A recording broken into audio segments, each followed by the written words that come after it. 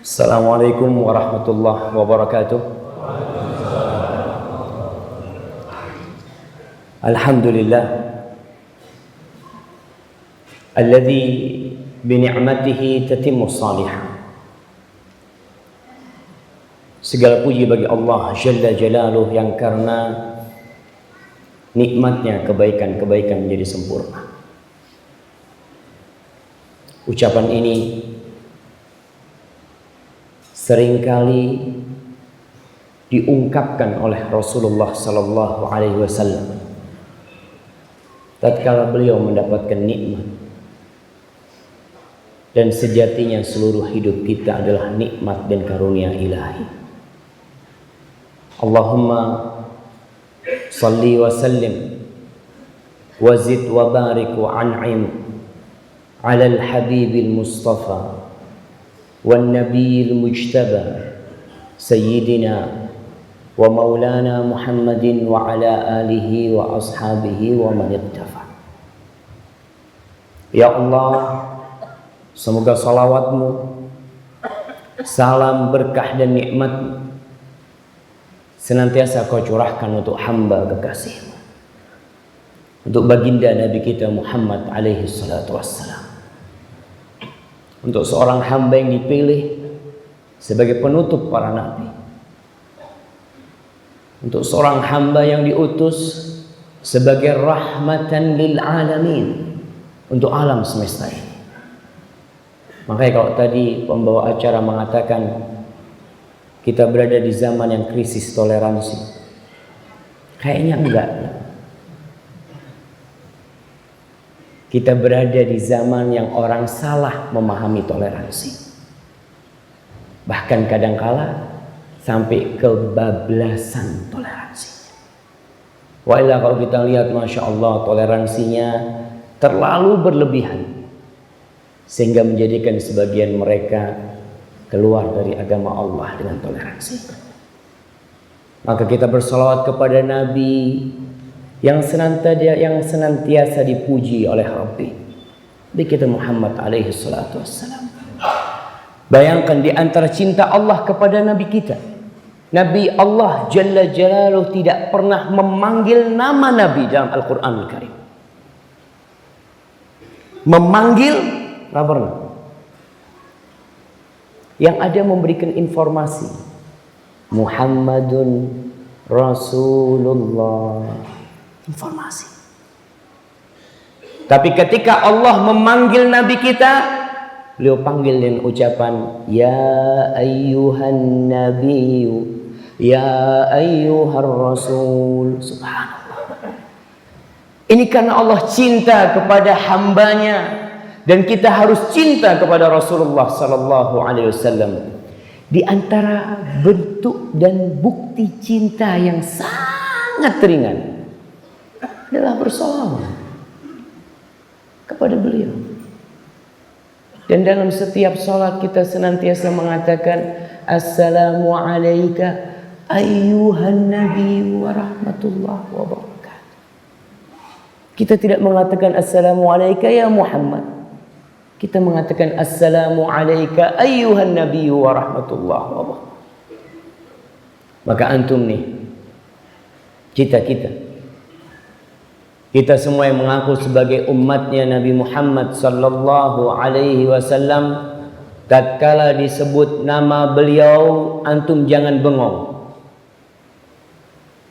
Tapi seharusnya lisan antum bersambut mengatakan sallallahu alaihi wasallam.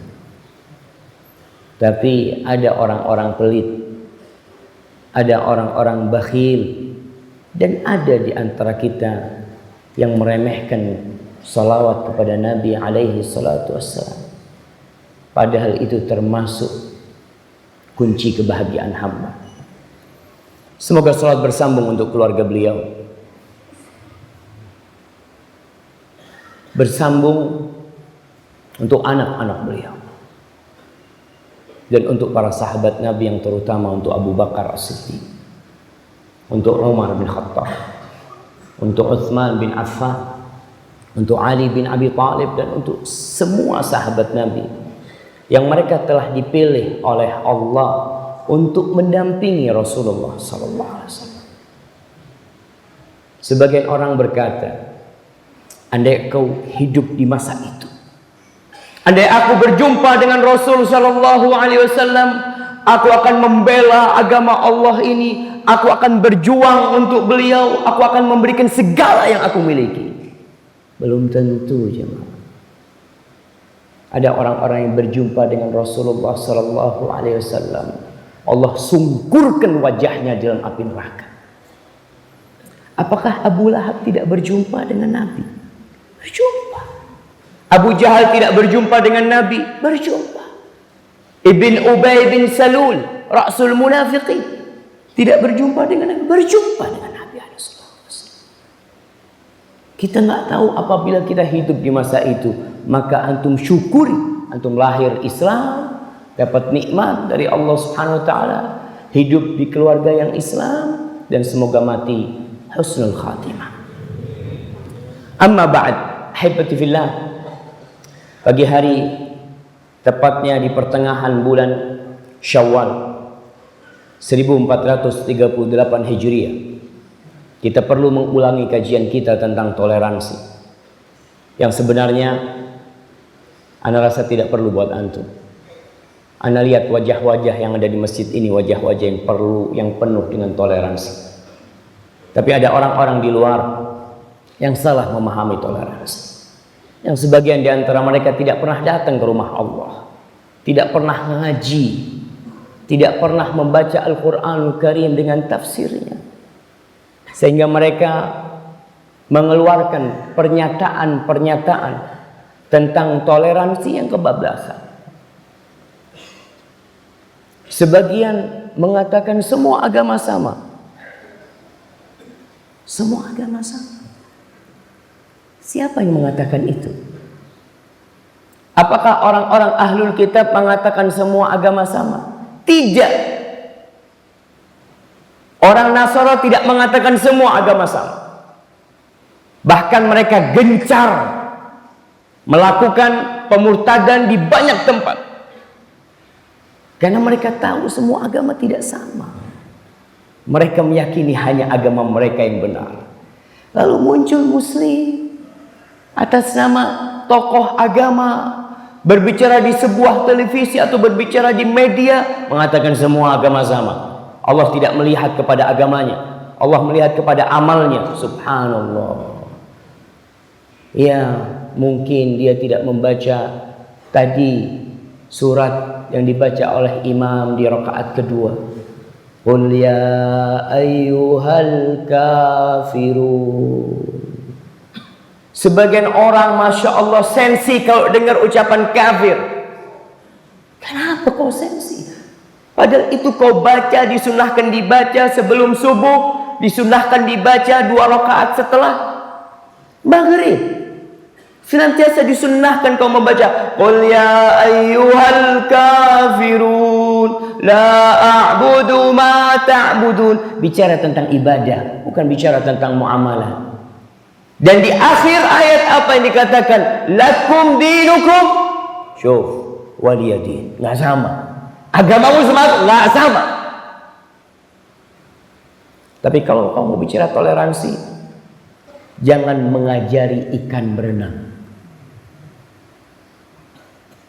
Antum kalau membaca tulisan sejarawan-sejarawan barat, orientalis dari barat, yang mereka mengkaji tentang Islam dengan benar, akhirnya mereka masuk Islam.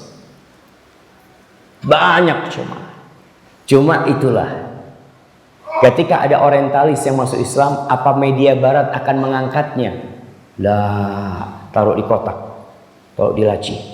Kalau bisa bukunya jangan dicetak. Karena mereka tahu bahwasanya usaha media untuk menutup cahaya Islam itu terus dilakukan. Makanya kalau mau ngajarin umat Islam toleransi, salah kau. Dan biasanya umat Islam dituntut toleransi kalau mereka mayoritas. Dituntut untuk toleransi. Nggak usah diajarin. Tatkala Islam menjadi sebuah negara yang terbentang sampai ke dataran Eropa, sampai ke Kazakhstan, sampai ke sana, jangan tanya, Islam sudah bertoleransi. Tapi tatkala umat Islam minoritas, jangan bicara toleransi. Maka ini kadangkala yang tidak dimengerti oleh sebagian umat Islam yang belajar Islam di negeri barat. Belajar Islam di McGill di Kanada. Belajar Islam di Sorbonne. Pulang, ana baru mendapatkan Islam di Eropa. Aji. Iya. Jadi selama ini kau di Indonesia nggak dapat, nggak ada. Islam itu tertib kalau ngantri, subhanallah. Semut tertib kalau ngantri. Kita lihat semut itu tertib kalau ngantri. Kalau kita bicara tentang antrian, nah Islam mengajarkan kepada ketertiban, kepada kebersihan, kepada kedisiplinan. Tapi Islam mengajarkan tauhid kepada Allah Jalla Jalla. Dan inti dari kehidupan ini adalah bertauhid kepada Allah Jalla Jalla. Allah mengatakan walaqad ba'atsna fi kulli ummatin rasulan an i'budullaha wajtanibut taghut. Hadza huwa tauhid. Hadza huwa la ilaha illallah yang diajarkan oleh Islam. Yang lainnya, nah, itu termasuk dari Islam. Tapi inti dari Islam adalah tauhid. Baik, kalau kita bicara toleransi. Alhamdulillah. Sekarang ada media. Ada kamera di sana yang ngerekam anak. Ada di sini satu, ada di sana satu. Harapan ana memang bukan hanya untuk antum yang di tempat ini, tapi untuk bangsa dan negeri kita, untuk masyarakat umat Islam supaya faham kalau Islam mengajarkan toleransi. Saat ada orang-orang yang ngebom sana, ngebom sini, nah, mereka belum belajar kitabnya, belum selesai sehingga melakukan hal itu. Yang pertama, Islam menghormati manusia sebagai manusia, apapun agamanya. Ingat, Islam menghormati manusia sebagai dia itu manusia, apapun agamanya, apapun alirannya, apapun sukunya. Allah mengatakan di surat Al-Isra ayat 70, "Walaqad karramna bani Adam." Kata Allah, dan kami benar-benar telah memuliakan anak cucu Adam. Wa hamalnahum fil barri wal bahri wa razaqnahum minat thayyibat wa faddalnahum ala katsirin mimman khalaqna tafdila. Itu kata Allah. Islam meyakini kalau semua manusia itu dihormati nama Allah dan Allah yang memuliakan mereka. Allah berikan rezeki kepada mereka. Allah bawa mereka di daratan, di lautan, dan Allah berikan kemuliaan atas manusia dibandingkan dengan makhluk-makhluk lainnya. Dengan kemuliaan yang Masya Allah. Laqad khalaqnal insana fi ahsani taqwim. Makanya Nabi SAW ketika haji wada, apa kata beliau? Mengingatkan manusianya. Beliau berpidato menyeru sahabat-sahabatnya, "Ala kullukum min Adam wa Adam min turab." Kalian tahu kalian semua dari Adam dan Adam dari tanah. Ala la fadla li Arabiyyin ala a'jami wala li a'jamiyyin ala Arabi wala li ahmar ala aswad wala li aswad ala ahmar illa bittaqwa. Penghormatan kepada kemanusiaan, subhanallah. Kata Nabi, kalian semua dari Adam dan Adam dari tanah. Kalian lihat tanah yang kalian injek, kalian lihat tanah yang kadangkala kalian cangkul, kalian lihat tanah yang kadangkala ada di got-got, tuh asal kalian. Tidak ada keutamaan orang Arab di atas orang non-Arab. Orang non-Arab juga tidak lebih mulia dari orang Arab. Orang yang putih tidak lebih mulia dari yang hitam. Dan yang hitam tidak lebih mulia dari yang putih. Illa bittaqwa, kecuali dengan ketakwaan. Dalam hadis riwayat Bukhari dan Muslim, ceritakan bahwa Rasulullah SAW lagi duduk-duduk sama para sahabatnya, lalu ada jenazah yang lewat. Beliau berdiri, para sahabat semuanya berdiri. Mereka mengatakan, ya Rasulullah, innaha jinazatu Yahudiyin. Ya Rasulullah, ini jenazahnya orang Yahudi. Apa kata Nabi? Alaysat nafsan, bukankah dia juga jiwa? Berkaitan dengan hukum berdiri ketika melihat jenazah, ada khilaf di antara para ulama, apakah hukum itu tetap atau sudah mansukh. Karena setelah itu Nabi tidak berdiri. Ada yang mengatakan Nabi meninggalkan hal itu untuk menunjukkan kalau itu hanya sunnah saja, bukan sesuatu yang wajib. Karena beberapa riwayat mengatakan, "Kumu," kata kalian bangun, kata Nabi SAW. Baik, tapi di sini ada kehormatan, itu jenazah orang Yahudi. Ketika Abu Thalib meninggal dunia, apa kata Nabi SAW kepada Ali bin Abi Thalib? "Qum fawari." Apa? Bangun, kau kuburkan bapakmu. Kata Ali, dia mata musyrik. Kata dia, kuburi. Tidak dibiarkan begitu saja jiwa walaupun mati dalam kondisi musyrik. Ketika perang Badar, di mana dedengkot kaum musyrikin tewas, apakah dibiarkan begitu saja? Tidak dimakamkan, dimasukkan ke sumur, tutup mereka.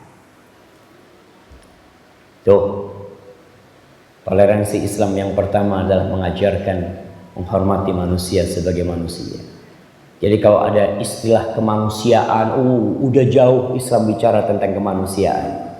Jauh. Dan kedua, kebebasan. Kemanusiaan, kebebasan, keadilan.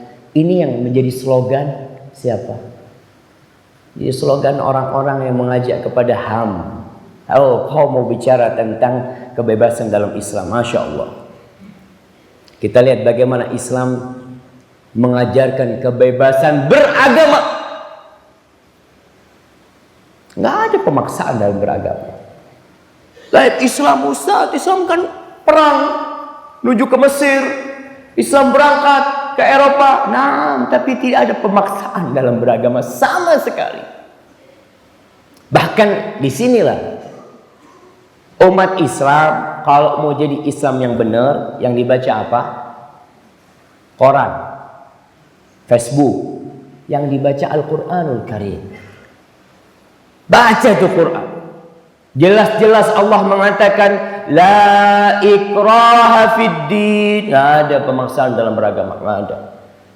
Bahkan kalau ada orang dipaksa masuk Islam, kemudian dia masuk Islam, lalu dia pindah agama, itu tidak disebut murtad dalam Islam. Karena apa? Karena masuknya dia ke Islam tidak dianggap tadinya. Ada orang dipaksa masuk Islam, lalu dapat 3 hari dia murtad. Oh, murtad, dipotong kepalanya. Nggak, karena dia masuk Islamnya dipaksa. Ingat, tidak dianggap jemaah. Di surat Al-Kahfi ayat 29 Allah mengatakan, wa qulil haqqu bir rabbikum. Katakan kebenaran itu dari Rabb kalian. Di sini umat Islam mempercayai kebenaran dan itu datangnya dari Tuhan, dari Allah Jalla Jalla, dan Allah menurunkan Al-Qur'anul Karim. Dan kalau ada orang yang tidak percaya dengan Al-Qur'anul Karim, ya ada muslim yang meragukan Al-Qur'anul Karim. Kalau orang kafir dari dulu, tapi muncul generasi umat Islam yang meragukan keabsahan Al-Qur'anul Karim. Allah sudah kasih tahu dari dulu, qul in kuntum fi raibim mimma nazzalna ala abdina Fa'tu bi suratin min mithlihi wad'u syuhada'akum min dunillah. Jemaah, kata Allah, kalau kalian ragu Al-Quran ini dari Tuhan kalian ragu. Coba kalian bikin satu surat.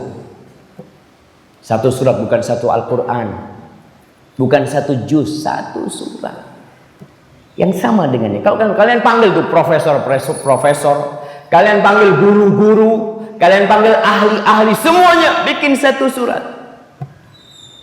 dan kalian tidak akan pernah bisa melakukan. Dan sampai hari tantangan Allah sampai hari ini berlaku. Surat paling pendek berapa ayat jemaah?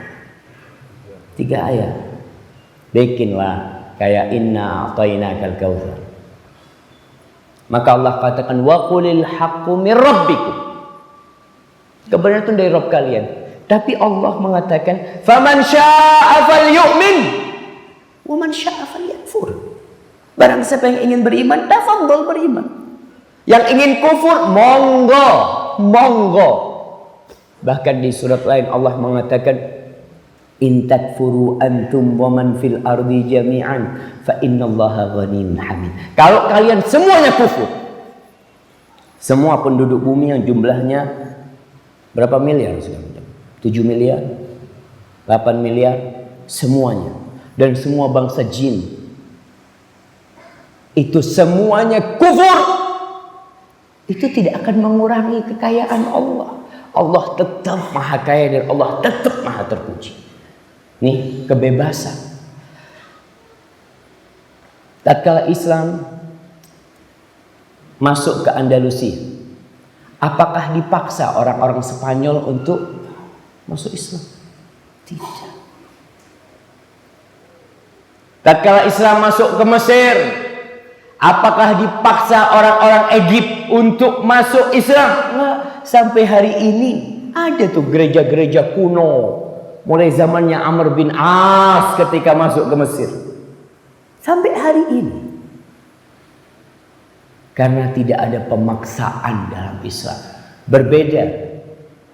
Berbeda dengan orang-orang Nasoro, dengan Ratu Isabella dan Raja God dan Baba Paulus keberapa tatkala menguasai Spanyol kembali, dipaksa. Jangan ada orang yang namanya Muhammad, jangan ada. Jadi dari dulu jemaah, kalau sekarang muncul orang ke Amerika, orang kok namanya Muhammad diperketat, sebenarnya ini warisan siapa? Warisan Isabella dan Raja God di Andalusia. Nggak boleh ada nama Muhammad di Andalusia. Kita apa ngurusin nama di sini jemaah? Agamanya tetap Nasara, tafadhol. Mau namanya apa, tafadhol. Tapi mereka memang warisan. Di sini kalau mengatakan kebebasan, enggak, kau bohong.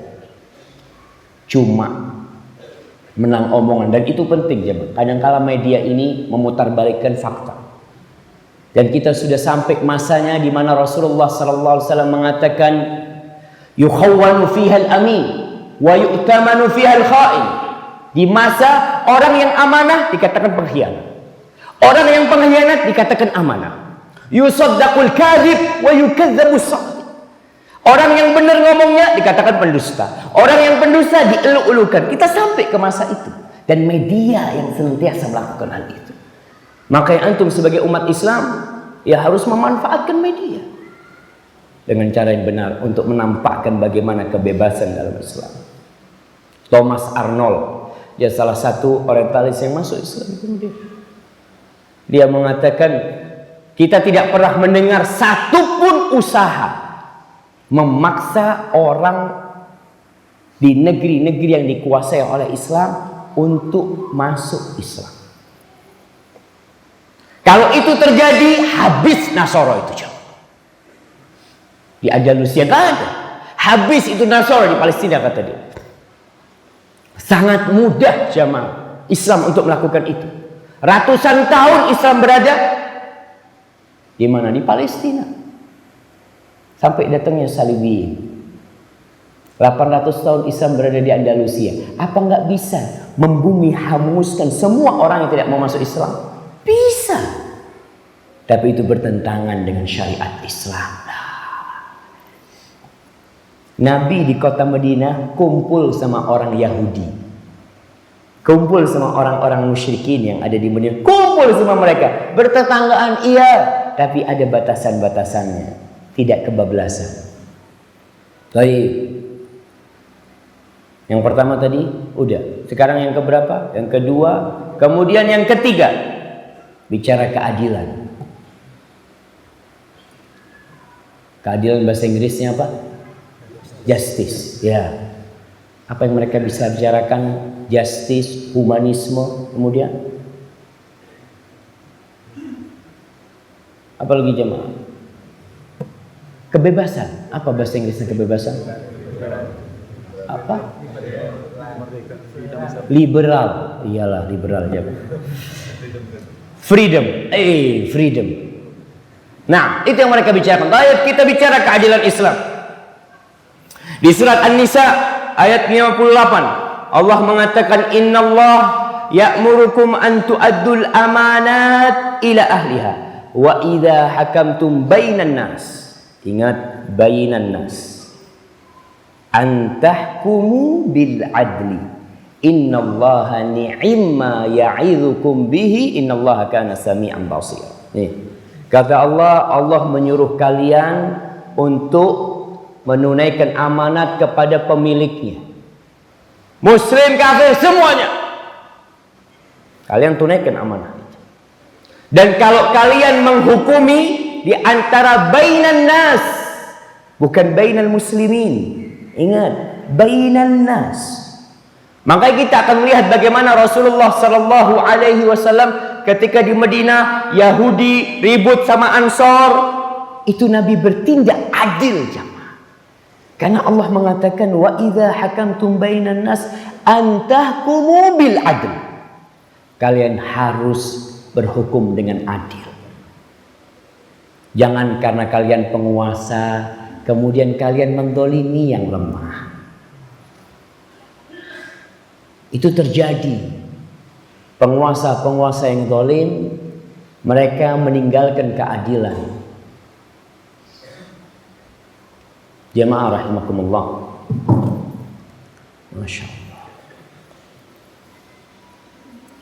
Dalam hadis riwayat Abu Dawud, Rasulullah sallallahu alaihi wasallam mengatakan, "Ala man zalama mu'ahadan aw intaqasahu aw kallafahu fawqa taqatihi aw akhadha minhu syai'an bighairi tibi nafsin fa ana hajijuhu yaumal qiyamah." Ini keadilan kepada orang ahlul kitab, kepada orang kafir yang hidup di negeri Islam, yang hidup bersama kaum muslimin. Barang siapa yang mendolimi mereka atau mengurangi hak mereka atau memberikan beban kepada mereka yang tidak mampu mereka lakukan atau mengambil sesuatu tanpa keridhaan mereka, aku akan menjadi lawan dia kelak pada hari kiamat. Bayangkan jemaah, ini orang kafir. Rasulullah SAW mengatakan, ana hajijuhu yaumil qiyamah. Aku yang akan jadi lawan dia nanti pada hari kiamat. Dan aku akan yang membela orang kafir itu nanti pada hari kiamat. Kenapa kau zalimin dia? Sedangkan Islam mengajarkan keadilan. Di masa Ali bin Abi Thalib, disebutkan dalam As-Sunanul Kubra karya Al-Imam Al-Baihaqi tentang kisah bagaimana keadilan Islam ketika hukum itu di sebagian negeri sudah dilupakan. Keadilan sudah tidak ada. Rasa keadilan tidak dirasakan oleh rakyat. Umpamanya, nih, bagaimana ketika itu Ali menjadi khalifatul muslimin, menjadi amirul mukminin, yang kekuasaannya bukan hanya di Mekah, tapi di Jazirah Arab, yang kekuasaannya melewati Mesir sampai ke dataran Tunis, Aljazair, itu semua di bawah kekuasaan Ali bin Abi Thalib. Ali suatu hari berangkat ke pasar melihat baju besi dia dijual. Yang menjual orang Yahudi. Kata Ali, dir'i, ini baju besiku. Kata orang Yahudi, milikku ada di tanganku. Milikku ini. Kata, enggak, ini punya aku, hilang ini. Kata dia, enggak, ini punya aku jual. Kalau mau beli, fadol. Bayangkan presiden bersama siapa? Bersama rakyatnya. Rakyatnya muslim apa non muslim? Yahudi lagi. Kalau Nasrani masih ringan, hada Yahudi. Yang dikatakan mereka suka membunuh para nabi. Ributnya Ali bin Abi Thalib. Ya sudah, kalau gitu kita berangkat ke pengadilan. Ali seharusnya menjadi Amirul Mukminin. Tinggal ngomong, kalau sekarang ada pas pampres, sudah ambil itu, suruh pergi itu. Itu nggak dilakukan. Ini sudah kita ke pengadilan. Ini bagaimana Islam mengajarkan keadilan kepada semua manusia. Semua harus merasakan keadilan. Karena tindakan adil belum tentu dirasakan keadilannya oleh orang. Enggak, semena-mena itu bukan keadilan. Karena kita tidak merasakan keadilan. Udah berangkat ke mahkamah. Berangkat ke mahkamah. Kata Syureh, pada waktu itu yang menjadi hakim adalah Syureh. Qadhi Syureh. Beberapa riwayat menyebutkan, "Qum ya Abul Hasan." Abul Hasan, silakan kau berdiri untuk memberikan kesaksian. Yahudi dipanggil juga. Ali bin Abi Thalib ketika dipanggil Abul Hasan, itu wajahnya cemberut. Maka Syureh heran. Wahai Amirul Mukminin, apakah engkau marah karena aku menyuruh engkau berdiri bersama lawanmu nih, orang Yahudi? Enggak, kata Ali. Karena kau panggil aku dengan kunyahku. Kau panggil aku dengan nama penghormatan Abul Hasan, sedangkan kau tidak memanggil dia dengan penghormatan. Bayangkan, dalam panggilan pun Ali ingin menegakkan keadilan. Lalu ditanya, Amirul Mukminin, kau ada bukti kalau ini milikmu? Kata dia. Iya ada.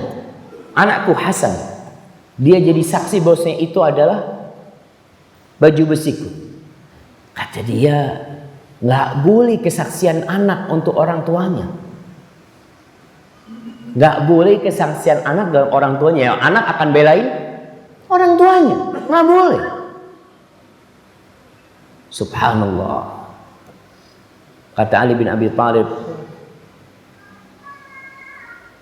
tidak diterima kesaksiannya Hasan. Padahal dia termasuk penghuni surga sebagaimana kesaksian Rasulullah sallallahu alaihi wasallam. Apa kata Qadhi Syureh? Ya Amirul Mukminin, dzalika fil akhirah. Itu di akhirat nanti Hasan di surga. Tapi di dunia nggak boleh kesaksian anak buat orang tuanya. Ini keadilan Islam. Kata Ali, sadaqta, benar kau. Ali mengatakan, benar kau. Sudah, kalau gitu baju besinya punya Yahudi. Apa kata orang Yahudi ini? Allah. Dia mengatakan, Amirul Mukminin, wahai Amirul Mukminin, engkau membawa aku ke hakimnya yang itu adalah hakim Muslim, hakim, dan ternyata hakim itu memberikan vonis untukku. Apa kata orang Yahudi ini? Asyhadu an la ilaha illallah wa asyhadu anna Muhammad Rasulullah. Ini milikmu wahai Amirul Mukminin. Itu jatuh ketika kau jalan di malam hari dan aku ambil. Masuk Islam, dia merasakan keadilan.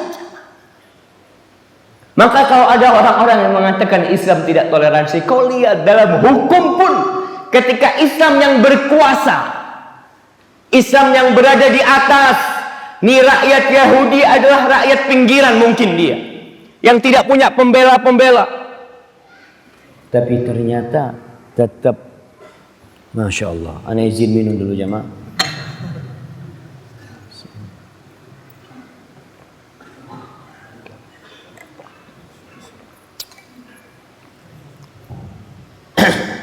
Alhamdulillah. Baik. Apa yang Ali lakukan setelah orang ini masuk Islam? Dihadiahkan Oh kayaknya anak salah pegang jemaah. Dihadiahkan itu baju besi kepada orang Yahudi. Jamaah, apa yang lebih Ali sukai? Baju besi itu kembali kepada dia atau Islamnya orang Yahudi itu? Islamnya orang Yahudi. Ali dapat pelajaran dari Rasulullah SAW ketika perang Khaybar tahun ke-7 Hijriah. Tatkala Nabi mengatakan kepada Ali bin Abi Thalib, "Imdi ala rislik." Ali, kau berangkat, "Unfut ala rislik," kau sekarang pergi. Hatta ta'tiya bisahatihim, sampai kau berada di tempat mereka, tempat orang-orang Yahudi, Khaybar. Thumma ad'uhum ila Islam. Islam itu tidak suka darah satu dikucurkan. Lah. Maka Ali diperintah, ud'uhum ilal Islam, panggil mereka kepada Islam, ajak mereka kepada Islam. La ayyahdiyallahu bika rajulan wahidan khairun laka min humrin na'am. Satu orang Yahudi bisa masuk Islam, satu orang. Gara-gara kau menjadi penyebabnya, itu lebih baik daripada onta merah. Maka di sini Ali bahagia banget tatkala orang Yahudi itu masuk dan dihadiahkan kepada dia. Ini kalau kita bicara keadilan. Baik, yang keempat, dalam urusan muamalah. Kita punya tetangga Yahudi, kita punya tetangga mungkin yang di sini Hindu, kita punya tetangga yang Buddha, punya tetangga Nasara, punya tetangga apapun agamanya. Bagaimana sikap kita terhadap mereka? Baca tuh surat Al-Mumtahanah ayat 8. Allah mengatakan, "La yanhaakumullah 'anil ladzina lam yuqatilukum fid din wa lam yukhrijukum min diyarikum an tabarruhum wa tuqsitu ilaihim. Innallaha yuhibbul muqsitin." Ayat 7 ayat 8.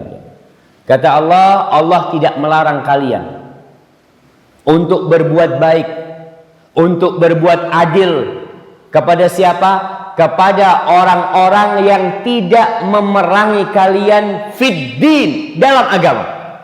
Siapapun orangnya, asalkan dia tidak memerangi kita,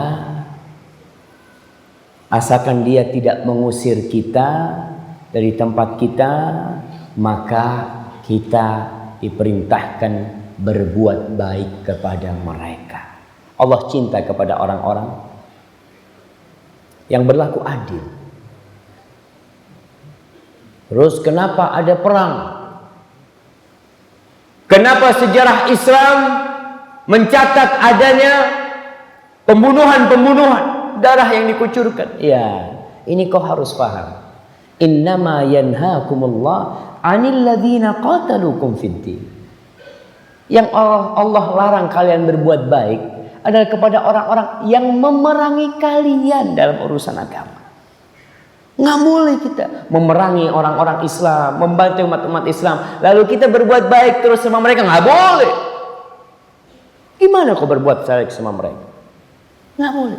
Wa akhrajukum min diyarikum, dia mengusir kalian dari kampung kalian. Wa zaharu ala ikhrajikum, dan dia membantu mendukung pengusiran kalian. Antawallauhum, nggak boleh kalian memberikan loyalitas kalian kepada mereka. Muamalat tafadhal, tapi loyalitas, urusan cinta, dukungan nggak boleh. Wa may yatawallahum, barang siapa yang menjadikan orang-orang kafir, Masya Allah, barang siapa yang menjadikan mereka orang-orang kafir yang memerangi umat Islam sebagai teman-teman mereka, pelindung-pelindung mereka, maka mereka adalah orang-orang yang zalim. Masya Allah. Kayaknya mic-nya udah capek ya, Mak. Jadi ingat bahwa kita berbuat baik kepada orang-orang non-muslim. Oke. Ustaz, jangan ngomong orang kafir, Ustaz. Tidak etis. Ngomong non-muslim. Ya. Bedanya non-muslim sama kafir apa? Sama aja. Cuma Allah menyebut mereka kafir, dan orang-orang kafir menyebut kita kafir. Sama. Apakah orang-orang Nasoro menyebut kita non-Nasoro? Mereka menyebut apa? Domba-domba yang tersesat. Bayangkan kita disebut domba aja. Kalau disebut manusia aja masih manusia yang tersesat. Ini domba. Ya nggak apa-apa lah. Tapi kita toleransi, kita hargai. Mereka mau sebut kita domba, tafadhol. Kita tidak akan menyebut kalian domba, enggak. Ini dari toleransi umat Islam. Jaga lisannya. Mereka mencela Tuhan-Tuhan kita, Tuhan-Tuhan kita. Mereka mencela Allah Jalla Jalaluh. Apa kita boleh mencela Tuhan-Tuhan mereka? Nah, Rabb kita wahid. Dan kita tidak boleh mencela Tuhan-Tuhan mereka. Ini dari toleransi umat Islam. Dan kita lihat dalam bab muamalah, bagaimana Rasulullah SAW bermuamalah. Tetangganya Yahudi, ada satu Yahudi, masya Allah, anaknya itu membantu Nabi SAW. Diterima anaknya Yahudi ketika sakit, didatengin sama Rasul SAW. Didatengin ke rumahnya, dibesuk, dan diajak masuk Islam, dan masuk Islam kemudian. Dalam Islam, bagaimana hubungan anak sama bapak ibunya yang kafir? Tetap anaknya wajib berbakti. Bayangkan. Kan kadang-kala ada orang lain agama, sudah selamat tinggal. Wah, dalam Islam tetap berbakti. Allah mengatakan di surat Luqman, wa in jahadaka ala an tusyrika bima laysa laka bihi ilmun fala tuti'huma. Kalau orang tuamu memaksamu, dimaksa. Kadang-kala orang tua seperti itu. Kita lihat peristiwa bagaimana sebagian sahabat dipaksa untuk keluar dari Islam. Dan sampai hari ini ada di negeri kita. Pemaksaan kepada anak-anak yang umpamanya masuk Islam oleh keluarganya. Dilakukan tindakan-tindakan kezaliman kepada mereka. Tapi dalam Islam, kalau ada orang tua yang memaksa anaknya untuk berbuat syirik, fala tuti'huma, jangan taat. Jangan taat, nggak boleh patuh kau. Tapi engkau tetap wasahibhuma fid dunya ma'rufa.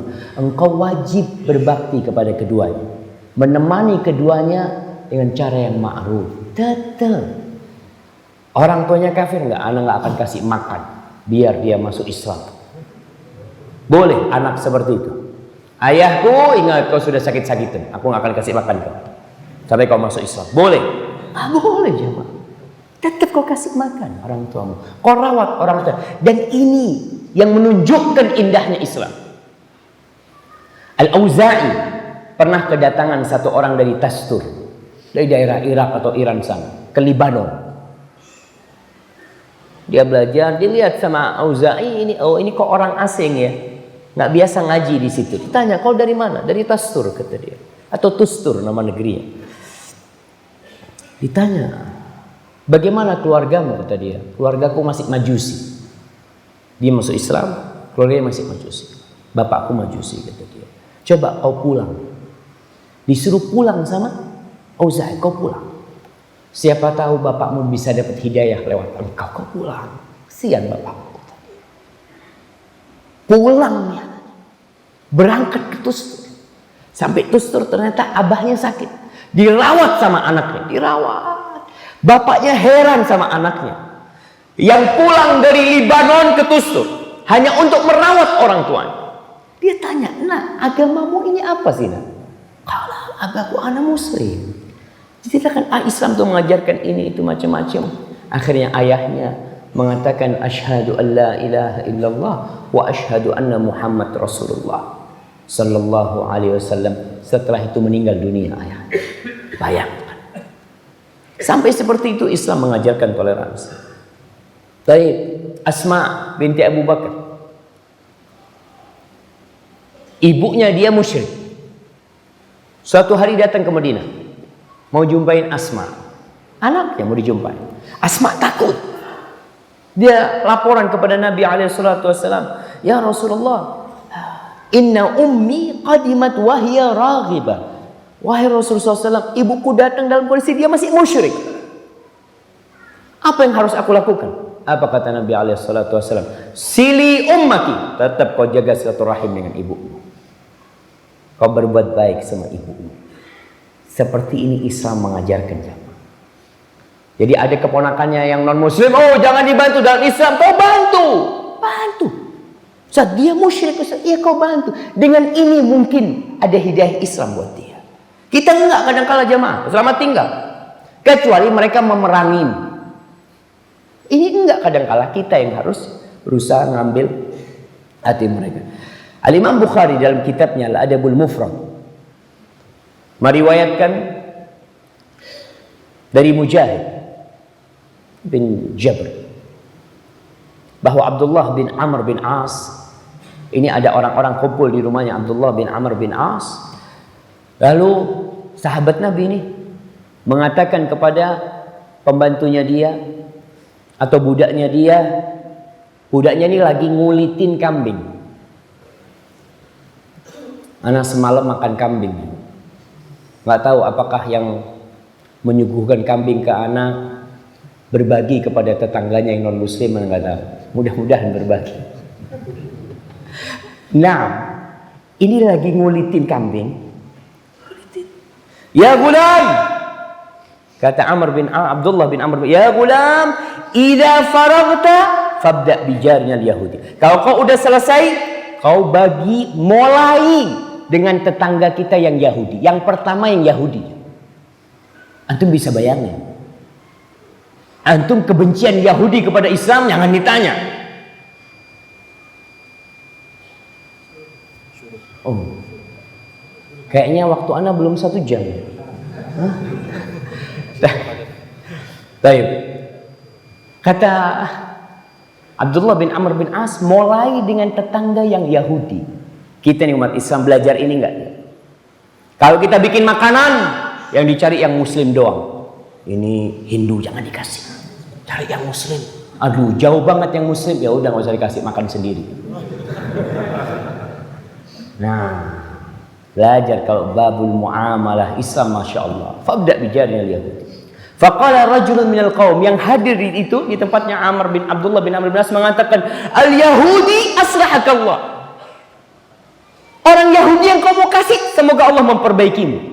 Ini bayangkan, seorang tabi'in melihat pekerjaan atau yang dilakukan oleh Abdullah bin Amr bin Auf salah. Makanya dia mengatakan semoga Allah memperbaikimu. Bayangkan sahabat ditegur, dikritik oleh seorang tabi'in. Karena melihat berarti orang tabi'in ini yang ada di tempat itu nggak pernah berbuat baik sama tetangganya yang non muslim. Dia beranggapan hadis-hadis tentang berbuat baik kepada tetangga khusus untuk muslim. Itu pemahaman dia, salah pemahaman. Buktinya siapa? Ini pemahaman sahabat. Abdullah bin Amr bin As, salah satu perawi hadis terbanyak. Apa kata dia? Sami'tu an-nabiyya sallallahu alaihi wasallam yaqulu anna Jibril awsani bil jar, ma zala Jibril yusini bil jar hatta dhanantu annahu sayuwarithu. Nabi mengatakan Jibril terus memberikan wasiat kepada aku agar aku berbuat baik kepada tetangga, sehingga aku mengira tetangga akan dapat warisan. Bayangkan, Abdullah bin Amr bin As memahami hadis ini umum. Kalau ada yang bicara lintas agama, ya semua agama, kalau ada tetangga kita wajib berbuat baik sama dia. Mulai sekarang nih. Mulai sekarang. Antum lakukan. Tunjukkan umat Islam di Bali, yang di sini minoritas, mereka baik kepada tetangga-tetangga yang non muslim. Ketika antum menyembelih sesuatu, jangan menyembelih. Ya, orang berduit mungkin yang bisa potong kambing. Tapi kau mungkin bikin kue. Aroma kue itu tercium gak? Tetanggamu, kau goreng pisang, goreng pisang. Karena terus terang, apalagi di rumah-rumah yang besar jamaah ya, komplek-komplek yang besar, hidupnya sudah nafsi-nafsi. Bahkan ada sebagian orang, masya Allah, dia cerita di Jakarta, Ustaz, anak punya tetangga nggak tahu sama tetangganya. Tahu-tahu anak lihat kok wajahnya ganti ya. Ternyata sudah dijual ke orang lain, dia pun tidak tahu. Maka jangan. Islam mengajarkan toleransi. Mungkin tetanggamu sakit, kau kunjungi. Non muslim, kunjungin, datengin. Kau butuh sesuatu, ada tetangga baru pindah, Jangan mengatakan, aduh tetangganya non muslim lagi ini. Allah mudah-mudahan cepat pindah dia. Dia udah tutup pintu, gak mau berbuat baik sama tetangganya. Kau datang ke sana, kau tunjukkan, ana muslim, nih akhlaknya muslim, tunjuk. Bagaimana engkau menghormatin dia? Dikatakan di depan, kadangkala di depan mereka tertulis tidak boleh parkir di depan pagar. Kau tulis, untuk tetanggaku silahkan parkir di depan pagarku. Hai jemaah, kenapa kau tidak mau lakukan itu? Katakan, nih muslim nahna, silahkan kau parkir di situ. Karena kau tetanggaku. Kalau kita tidak melakukan itu, kita yang udah ngaji, kita yang hadir di masjid ini, kita yang sholat tiap hari di masjid, tidak melakukan itu, nunggu siapa yang melakukan jamaah? Maka kita harus menjadi orang yang awal memulai. Bahkan kalau bisa itu kata Amr bin As, mulai dengan tetanggaku yang Yahudi. Kau punya tetangga muslim, kau mulai dengan yang Hindu. Kau mulai dengan yang non muslim. Tunjukkan bahwa Islam agama yang mulia.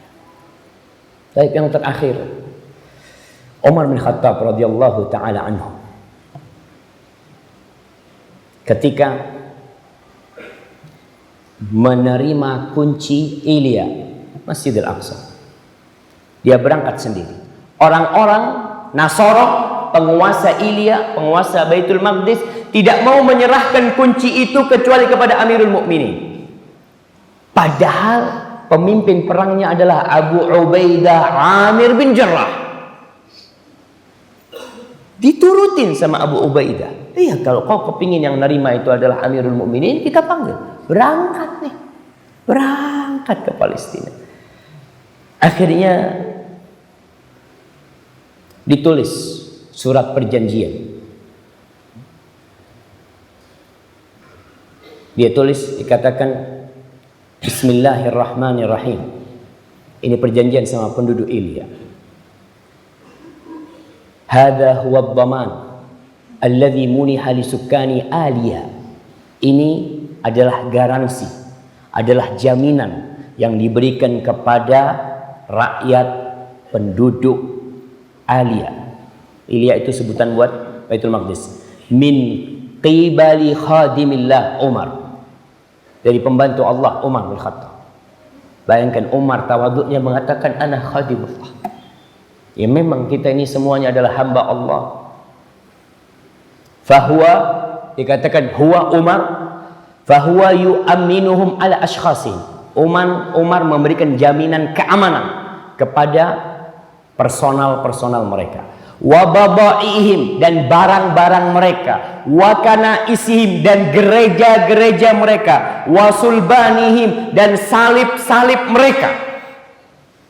Ingat, jaminan keamanan dari Umar kepada orang-orang Nasara yang ada di Ilya, menjaminkan orang, tubuh mereka, barang-barang yang mereka miliki, gereja-gereja mereka, salib-salib mereka, wa ala ibadatihim bi sifatin amah, dan ibadah mereka secara umum. Walan tusadar kanaisuhum au tudammar, gereja mereka tidak akan dikuasai oleh umat Islam dan tidak akan dihancurkan.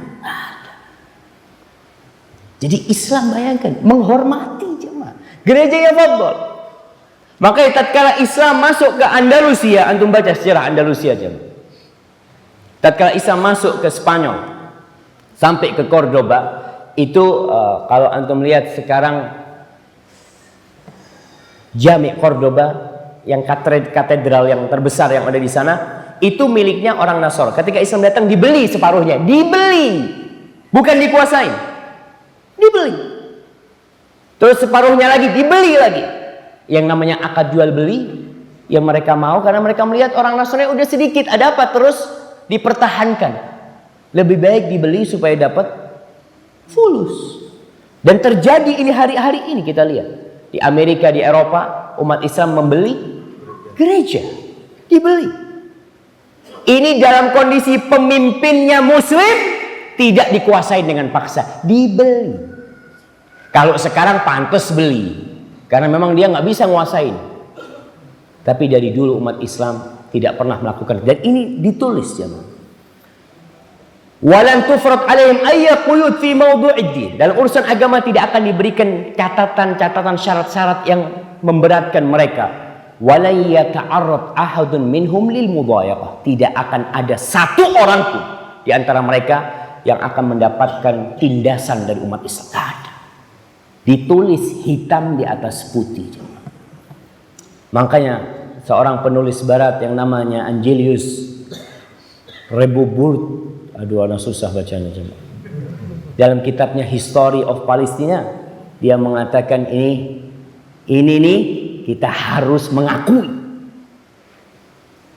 Pada abad pertengahan, dia sebutkan, bukan abad pertengahan, iya Qarnul Wasit, dia nyebutkan di sini. Bagaimana umat Islam memegang perjanjian itu.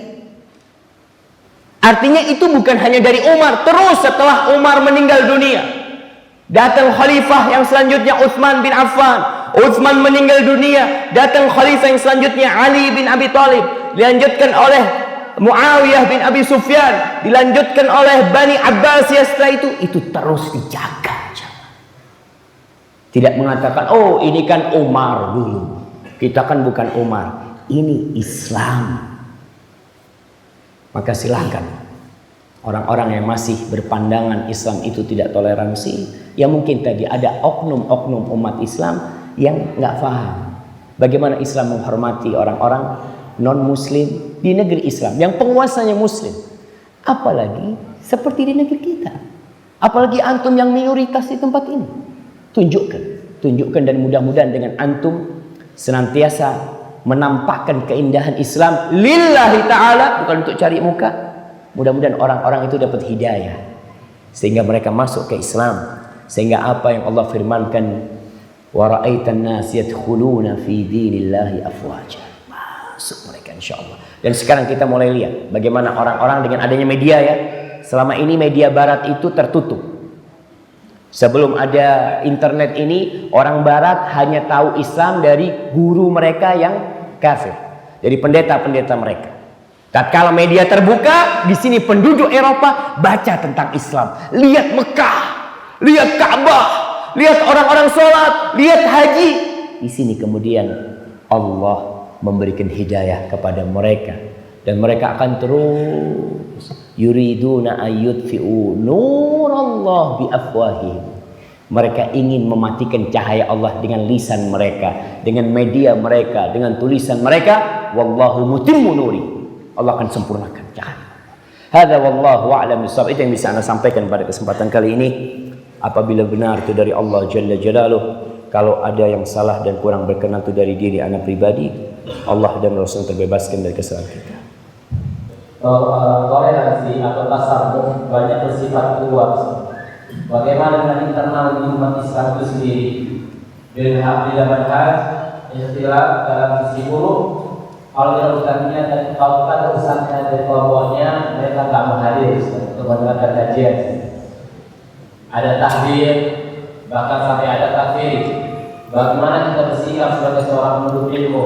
Dan sekarang ini ada lagi istilah talafi, mohon dijelaskan supaya kita sebagai penuntut ilmu ini bisa lebih bersikap yang lebih baik lagi kepada sesama muslim, dan supaya toleransi internal umat beragama ini atau umat Islam sendiri bisa terjaga bersama.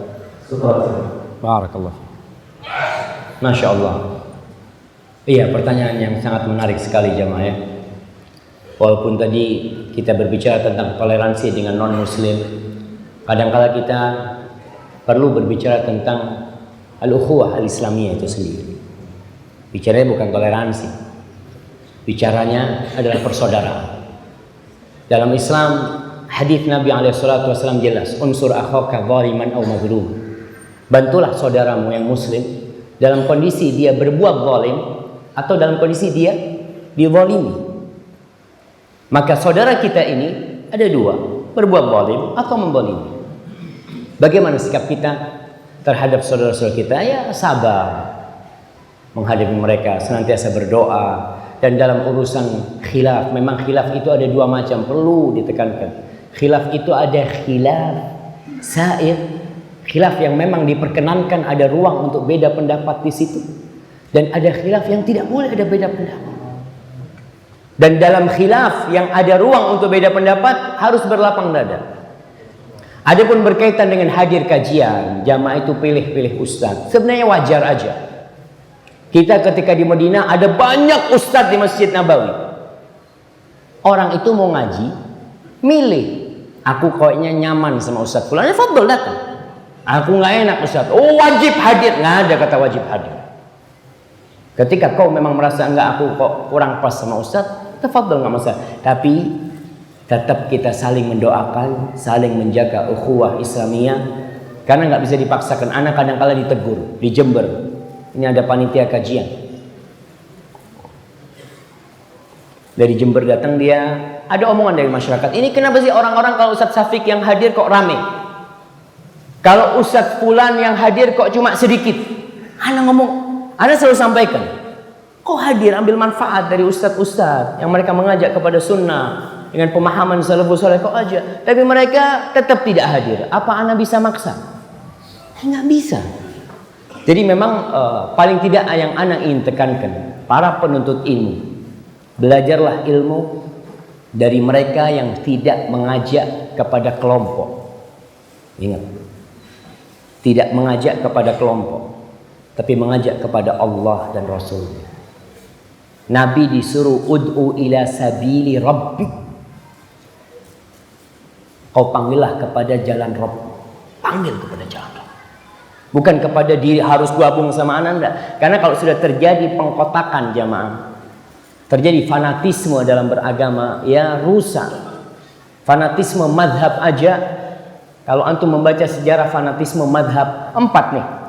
Madhab Syafi'i, madhab Hanafi, madhab Maliki, dan madhab Hambali. Di antara mereka dahulu di Masjidil Haram.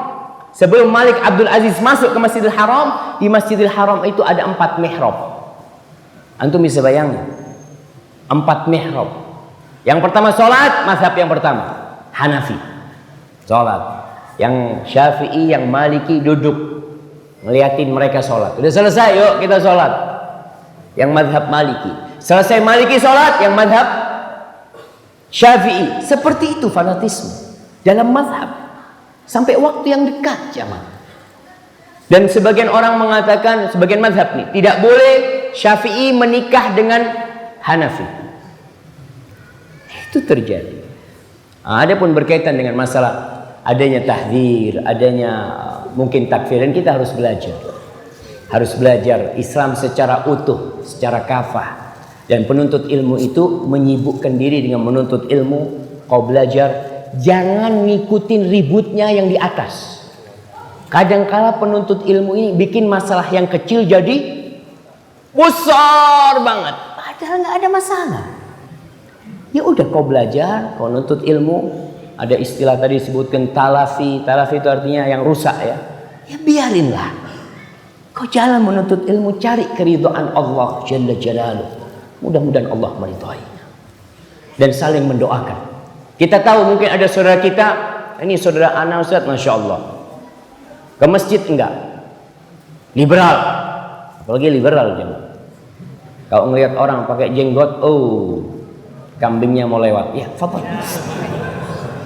Ada kayak gitu. Apa kisah kita, sikap kita kepada orang semua? Doakan mereka. Doakan, kasih nasihat dengan cara yang baik. Dan orang-orang yang menulis ya, anak nasihatin semua yang nulis komentar kadang-kala di Facebook, nulis komentar di Twitter atau nulis di mana aja di dunia maya dia tulis komentar, hati-hati, tulisan itu antum akan baca kelak pada hari kiamat. Ma yalfidu min qaulin illa ladaihi raqibun atid. Maka ketika engkau menulis, bikin kira-kira yang aku tulis ini ada di timbangan kebaikanku, ada di rapot kebaikanku, aku akan terima dengan tangan kananku, atau aku akan terima dengan tangan kiriku. Maka antum lihat, hati-hati dalam masalah fitnah. Lebih baik diam, jaga lisannya kunci. Biar ulama yang berbicara, biar ustadz-ustadz yang berbicara, yang murid-murid jangan malah ngasih bensin. Saya bakar, keren nih. Jadi ada aja. Masya Allah. Assalamualaikum Ustaz. Bagaimana sikap kita bertoleransi kepada orang murtad? Ya mungkin ada sebagian saudara kita yang murtad jemaah. Karena banyak hal. Salah satu sebabnya kebodohan mereka. Salah satu sebabnya kemiskinan. Salah satu sebabnya jauh dari keluarga yang menjaga dia. Maka pentingnya silaturahim dijaga. Ada teman Masya Allah itu adiknya murtad mau dibunuh sama kakak. Dia datang sama Ustaz, ini mantan preman. Ana ngomong Ustaz, ana udah biasa bunuh orang Ustaz. Ini murtad deh. Bikin malu keluarga, ana mau bunuh. Ana ngomong bang, jangan bang, duduk sini bang. Ana tanya sama bang, dia kok jadi murtad karena apa? Cerita, iya Ustaz. Dia itu menikah sama muslim dulunya, lalu cerai. Lalu hidup sendirian sama anak-anaknya. Ini salah satu sebab. Ketika hidup sendirian keluarga nafsi-nafsi, baru berjumpa setahun sekali, kira-kira bagaimana kondisi adiknya? Sang kakak nggak tahu ternyata adiknya sudah pacaran sama non-muslim. Maka di sini seorang kakak harus perhatian sama adiknya, sama keluarganya. Dengan adanya media sekarang, Masya Allah, engkau bisa telepon kondisi adikmu gimana, tanya, perhatikan. Ketika dia mau nikah, kau carikan jodoh. Tapi banyak orang sudah nafsi-nafsi. Maka kita yang harus memperbaiki. Bagaimana toleransi dengan saudara kita yang murtad? Ya ajak dia kembali kepada saya. Kau cari penyebabnya apa? Kalau kau lihat kesalahan itu, mungkin kau punya peran di kesalahan itu. Ada kau. Karena kau membiarkan kakakmu, membiarkan adikmu melakukan sesuatu yang seharusnya tidak dia lakukan. Karena ada pemurtadan yang modelnya lewat pernikahan. Banyak. Anak ketika menulis disertasi tentang peran lembaga Islam dalam membendung kristenisasi di Indonesia, ternyata banyak peran. Ya Allah, bahkan anaknya ustadz jemaah. Anaknya ustadz. Itu kejadian di Jawa Barat. Anaknya ustadz ini kadangkala ada ustadz, ya ustadz mungkin keilmuannya belum mumpuni, anaknya pacaran dibiarin. Akhirnya anaknya hamil. Hamil anak. Alhamdulillah. Ya sudah kau harus nikah kata orang tuanya. Panggil datang pacarnya. Kata pacarnya, iya saya siap bertanggung jawab menikahi putri bapak asalkan di gereja. Bapaknya, dia lihat anaknya lebih baik dapat dosa zina daripada murtad jemaah. Enggak bisa kata orang tuanya. Sudah. Ternyata sang anak di dalam bunuh diri jemaah. Hati-hati dengan ini. Makanya perhatian keluarga sama keluarga yang lainnya itu penting sekali untuk menjaga mereka. Dan silaturahim ini kalau dijaga, pertama akan mengentas kebodohan. Karena di setiap keluarga ada satu yang menonjol insya Allah. Mengentas kemiskinan. Karena ada insya Allah di setiap keluarga satu yang kaya, satu yang cukup. Sehingga dia bisa membantu yang lainnya. Kenapa Islam menekankan masalah silaturahim? Karena salah satu yang untuk menjaga akidah itu sendiri. Hadza wallahu a'lam bishawab. Ustaz, ana mau tanya, bagaimana memakai toleransi dengan benar sesuai dengan surat Al-Kafirun di ayat terakhir? Sebab seperti kita tahu bahwa banyak milisi liberal yang mempengaruhi masyarakat awam memakai toleransi secara berlebihan. Itulah jemaah. Ya dengan kita memberikan pemahaman yang benar tentang toleransi. Makanya mungkin teman-teman yang di Bali perlu mengadakan kajian berulang kali tentang toleransi. Jangan bosan, oh kajian ini lagi. Perlu jemaah. Karena media ini mengulang-ulangi terus tentang masalah liberalisme. Dan media ini memiliki kekuatan. Kekuatan apa? Kekuatan tadi membuat yang pembohong jadi, membuat pecundang jadi pahlawan. Iya. Karena diulangin terus. TV sini, TV 2, sana ngomong itu lagi, ngomong. Pernah berhenti liberal berbicara tentang masalah semua agama sama? Nggak pernah berhenti. Dan terus mereka melakukan itu. Tugas kita gimana? Lakum dinukum walidin, kan udah disebutkan dari awal. Qul ya ayyuhal kafirun, kau kafir, aku beriman. Agamamu, agamaku. Nggak sama agamaku sama agamamu. Jelas. Dan mereka pun meyakini hal itu. Dan kenapa umat Islam yang dipaksa untuk mengakui hal itu, sedangkan mereka tidak? Dan sebuah keyakinan tidak bisa ditawar-tawar jemaah. Dan ana katakan Al-Quran ini sudah 1451 tahun. Betul. Turunnya Al-Quran 13 tahun sebelum hijrahnya Rasulullah SAW. Dan diamalkan oleh umat Islam dan hidup damai. Jangan dikatakan kalau tidak mengakui semua agama sama, hidup itu akan kacau di negeri. Akan ada isu sara. Lah, nggak ada isu sara, itu dibikin-bikin. Nggak ada. Kau baca sejarah Islam. Dan yang terjadi, bagaimana orang-orang Denmark membuat karikatur tentang Nabi Muhammad SAW. Kau diam. Kau tidak pernah berbicara. Bagaimana umat Islam dibantai di Gaza. Kau diam. Kau mengatakan semua agama sama. Ya, kita perlu terus memberikan pengkajian yang benar tentang toleransi. Dan tunjukkan antum yang udah ngajian, ingatkan kembali, tunjukkan masalah tetangga, bagaimana antum baik sama tetangga. Mudah-mudahan dengan cara seperti itu, pemahaman. Ana pernah ngisi kajian di Lubuk Linggau, di Sumatera. Yang mengadakan itu Kapolres. Kapolres ditelepon sama BIN. Komandan, maaf, kata dia. Yang Bapak undang ini bukan ustadz yang intoleransi. Iya, mereka menganggap kayak kita ini intoleransi. Kenapa? Karena tidak menganggap semua agama sama. Toleransi buat mereka adalah menganggap semua agama sama. Sehingga kalau kita mengajak seperti ini intoleransi. Karena dalam ceramahnya menyebutkan kafir. Itu agama kita mengajarkan itu. Dan kita tetap menghargai orang kafir. Tetap dihargai orang kafir. Bahkan ketika mati pun dihargai. Subhanallah. Kurang apa toleransi Islam kepada mereka? Nah, ana akan jawab yang berkaitan dengan tema kita hari ini jamaah. Apakah boleh kita bertoleransi dengan sesama muslim? Sehingga ketika berbeda manhaj maka kita mengeluarkan dalil Al-Kafirun ayat 6. Ini nggak benar lah jamaah. Antum kalau seperti itu akhirnya antum telah mengkafirkan saudara antum. Ketika antum mengatakan lakum dinukum waliyad. Ingat baik, perbedaan ada, tidak bisa dihindari. Rasulullah SAW telah memberikan informasi kepada kita yang akurat. Dan informasi itu telah terbukti. Beliau mengatakan alaihi salatu wassalam sebelum meninggal dunia, ketika diminta wasiat, fa innahu man ya'ish minkum ba'di fasayara ikhtilafan katsira.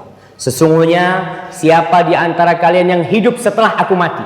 Ini bicara sama sahabat. Bicara sama sahabat. Artinya siapa di antara kalian yang hidup setelah aku mati, fasayara ikhtilafan katsira, maka dia akan mendapati perselisihan yang banyak. Bukan perselisihan yang sedikit, yang banyak. Ini informasi dari Nabi SAW. Dan itu sudah kita lihat. Di masa sahabat mulai terjadi. Muncul Khawarij, muncul Syiah, lanjut muncul Mu'tazilah, muncul terus muncul. Dan semakin hari semakin banyak. Solusinya satu. Dikasih tahu sama Nabi SAW. Fa'alaikum bisunnati wa sunnatil khulafa'ir rasyidin al-mahdiyyin min ba'di. Kalian berpegang teguh dengan sunnahku. Dengan sunnahku. Dan sunnah para khalifah-khalifah yang mendapatkan petunjuk setelah aku. Apa enggak cukup sunnah Nabi? Cukup sunnah Nabi. Tapi kenapa Nabi SAW menambahkan dalam urusan itu berpegang teguh dengan sunnahnya para khulafa? Di sini pentingnya memahami agama lewat pemahaman para sahabat. Nabi pesan, kalau kau terjadi perselisihan, tuh tamassaku biha, kau berpegang teguh dengannya. Wa'addu 'alaiha bin nawajid, jangan main-main prinsip. Sunnah Nabi prinsip. Aku gigit dengan gigi geraham, mati-mati.